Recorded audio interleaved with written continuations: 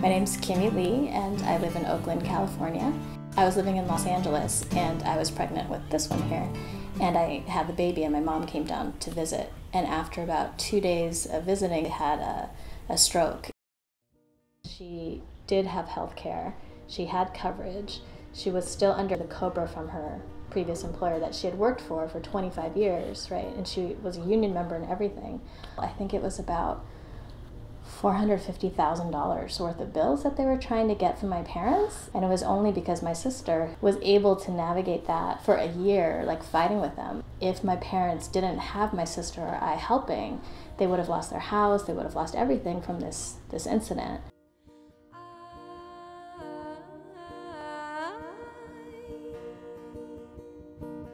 I need you to show me that things are opening. I came to this work in 2005 when I lost my job and I needed something to get me through. And this was available. There were a lot of people that needed help in their homes, and it just worked out perfectly for me to be able to give that assistance. I came to work with Mr. Perry because we were friends, and he needed assistance, and I didn't have a job, and he's like, well, how would you like to come here 3 days a week? Caring for our elders is very, very important work. It takes special people. You can't do it if you don't like it. My independence is very important to me.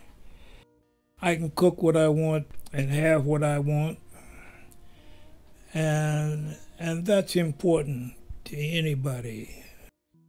Yo escuché que las personas ancianitas aquí en Estados Unidos pasaban mucho tiempo solas, o muchas veces cuando ya estaban viejitos, ya los hijos o las hijas ya los abandonaban, aunque tuvieran todo lo necesario, tuvieran dinero para sobrevivir, los hijos o las hijas no estaban con ellas.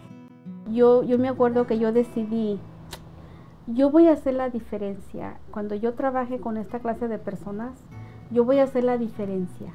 ¿Qué voy a hacer? Me gusta cantar, yo les voy a cantar. My mom, while working overseas, she saved for her retirement.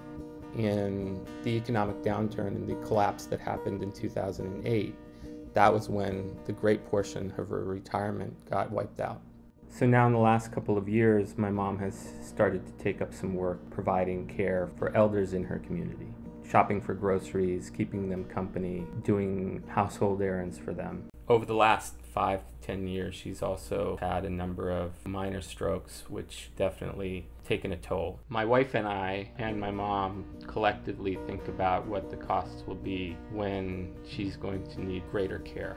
We think about what it means in order to save now for that eventuality, draw down more from her current retirement, or if it is going to require me to take on a different line of work. Do you remember when I was strong enough for both of us? Dr. Steiner was one of my dear and closest clients. The day that I met him, he was sitting in his den. I asked him if he can walk, and he said yes. And I said, well, as of today, you'll be having your meals in the dining room. And that's where I started the process of bringing him out of the shell that he was slowly putting himself into. Watching TV and seeing the violence and the things that were happening, he was scared. Another time, I said, well, just walk from one end of the patio to the other. And he did that a couple of times. And I keep on doing that until I got him in his wheelchair. Then soon after that, even start going to weddings and bar mitzvahs and stuff like that. I think being a part of each other's lives not only make him feel better, it also prolonged his life for 6.5 years. Why doesn't the government, why doesn't our system have some type of care that follows you through your life, right? So when you're born, you get some prenatal care, when you're a child, you get some care, and then all the way through until, your senior years, that there's actually a support network. Good people deserve good things, so he's always been good to me, so why wouldn't I go out of my way to be good to him? tú vas a escuchar la historia de las trabajadoras del hogar y tal vez tú vas a querer envolverte en un movimiento donde tu abuelita estuvo trabajando y no tuvo derechos. Tal vez, no se sabe, pero yo quiero que tú sepas toda la historia.